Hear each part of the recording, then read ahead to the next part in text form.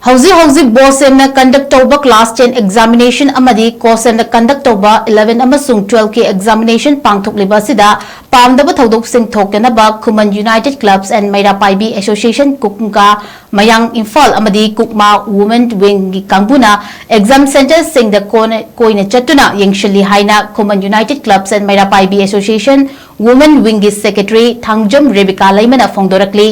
ngasi paumi singa unaba amada mahakna hai haukiba February tang kunga mathoidagi class 12 ki home science chokpan numita mayang Imphal computer center ama yauna boarding gi oza fagatuna police sinaki balaikre matungda asigumba aranba pambai sizinabagi thabak makha tana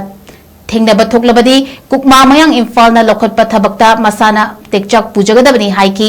paugi mifamadu da saruk yakibi Kukma Women's Wing President Asem Mechana haikibada yaushangi harauribani haiduna thabal chongma matamdasu pung 12 fawba chongbiu nongalamdai fawba chongba tawbiganu hauzik Manipura irang loiba natri nungai thokpa yaba matam oidri aduna pomna makna yamna cheksina wakal khantharaga kari tawshigi haina khanabagi matamadu yaurakli hairi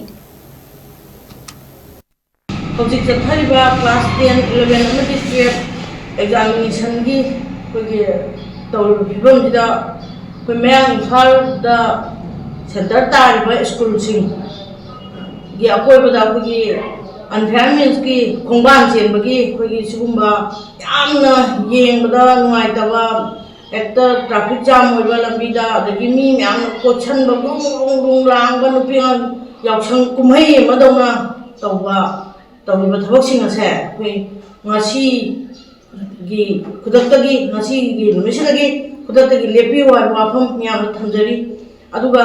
marakta koi hantak TFP exam da subject amagi question leak oi habgi matang da koi myam Imphal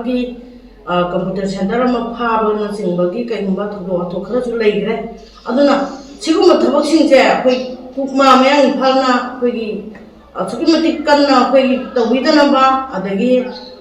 siguma de tholok na ba ina koi hana mayang ga haijari aduga makha tabada kari kumba asum chathabi bataragadi Kukma na kari kumba mayang ga tawrokba lokha thabakta mayam isai sana daita bubigidabni haru wapumju thamjage aduga koi hojik center patonba se ngap jengzaru bane aduda koi ngang ai ujara par phibam ne koi hojik thamjari se sigima group hamba angang apik pachien ba